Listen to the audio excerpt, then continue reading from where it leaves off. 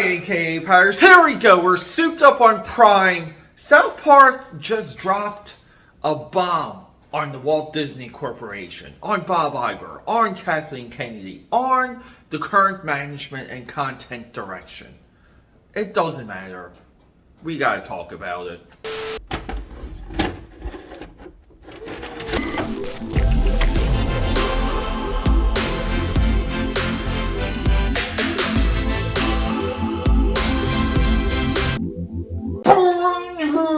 Go to Power of Prime, AKAPAD here. Peter A. DeLuca, AKAPAD69. Say with me. Known through Philadelphia, PA, Europe, and the vast multiverse as your eclectic one, people. We are out of October. The 31 Days of Dread, my annual podcast event, has wrapped up. 7 years going. That's one horror movie a day for the entire month of October. Find the podcast, AKAPAD the Film Buff, on every single podcast network. Listen to it, give me a review. AKAPADers, we're marching towards the full launch of the website upcoming November, Black Friday. If you love Thanksgiving, you're going to love some deals. Guys, okay, that's a bad pitch. People, I got annoyed. I got annoyed with all of these, we'll say the people on this side of the culture war. Us.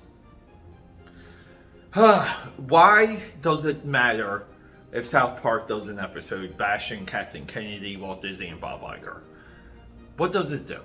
What does it do to make a video of that, going through the jokes, pretending, let me just say one more time, pretending any of such is validation for this current position of the culture war? A lot of times in any war, in any civil war, and that's almost what the culture war is, there's really like both sides, and you agree with a lot that both sides have to say. Pretending that the guys in South Park are on your side is a absolute desperate oversight. It's a desperate oversight to validate yourself and make it look like that your opinion and your positioning, true or not, is real. It's not.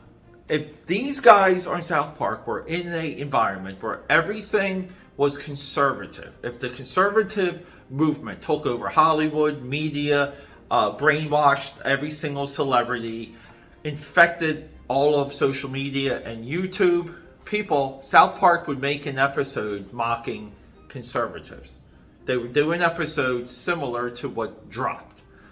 This point has to be said, and it has to be carried over. And if it's not, it's a false equivalency. It's not equivalent to believe that, Trey Parker and Matt Stone, right? That they're on your side of the culture war. They're not. They're comedians. They have a show. You have to produce the show moving forward. Same with this channel. We have to do content here, Team AKAPAD. We have to sit down, discuss it, go through analytics, and try and determine what the best bets are outside of personal interest. This is called programming. You have to program yourself into said content. Trey Parker and Matt Stone, they're geniuses. They're the funniest people on earth. Maybe one day I'll be on a South Park episode, but people, do not get into the pettiness of this. They're comedians. They have to do this. They have to make jokes. They have to go into extremes.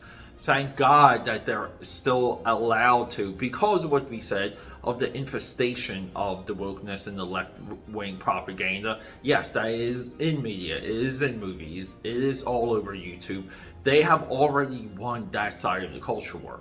This side of the culture war, let that stuff percolate and boil over, and we've ignored it for so long, and now we want to fight back and take positions. I said this all the way back during my Teenage Mutant Ninja Turtles Mutant Mayhem video when people were going crazy about the April O'Neil changes. People, that movie dropped a year ago. Maybe it was even this year. 2018 was when they first made that change with April O'Neil. And where were you? And this is something we all have to come to terms with. People, it's just an episode. Let's all move on from it.